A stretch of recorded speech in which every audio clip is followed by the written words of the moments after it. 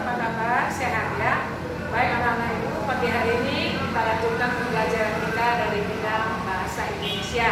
Materinya adalah menjelaskan teks fiksi beserta unsur-unsur pembentuknya, ya, menjelaskan teks fiksi beserta unsur-unsur pembentuknya.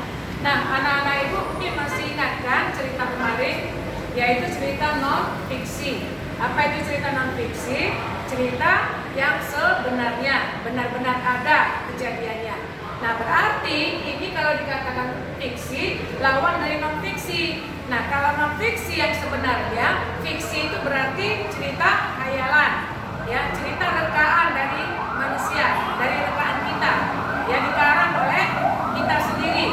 Nah, oleh sebab itu, ya, hal-hal yang perlu kita perhatikan, ya, hal-hal apa dalam cerita, dalam mengarang cerita khayalan tadi, nanti ada dijelaskan di sini. Nah, sebelumnya kita lihat dulu pengertiannya di sini.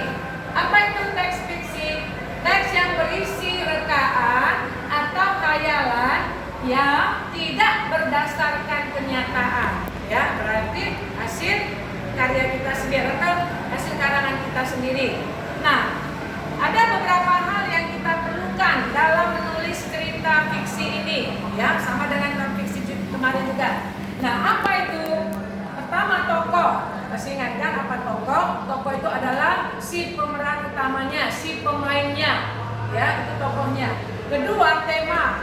Nah, apa tema itu? Yaitu di sini katanya dasar cerita atau suatu yang menjadi pokok dalam terbentuknya cerita itu.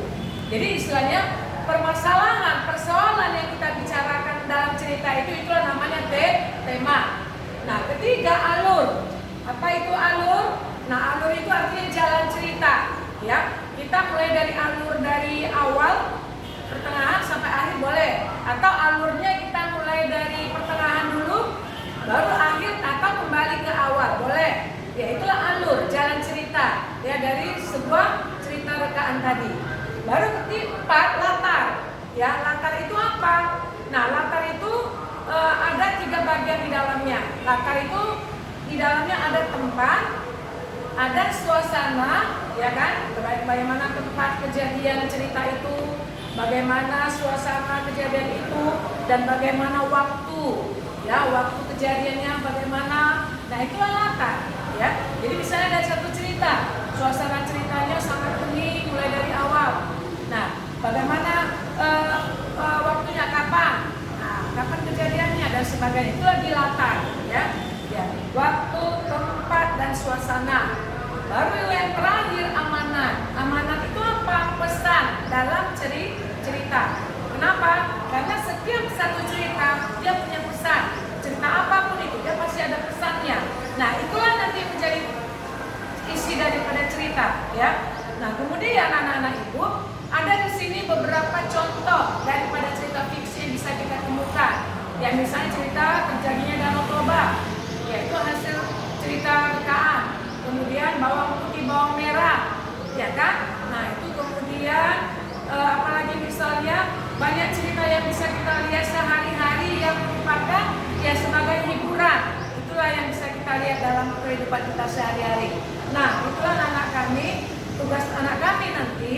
Nah, cari satu cerita fiksi, cerita rekaan atau khayalan. Nah, nanti kita lihatlah bagaimana tokohnya, temanya, alurnya, bagaimana latarnya di mana. Nah, apa pesannya dari si cerita itu. Nah, itulah tugas nanti anak-anak kami kerjakan. Oke, terima kasih.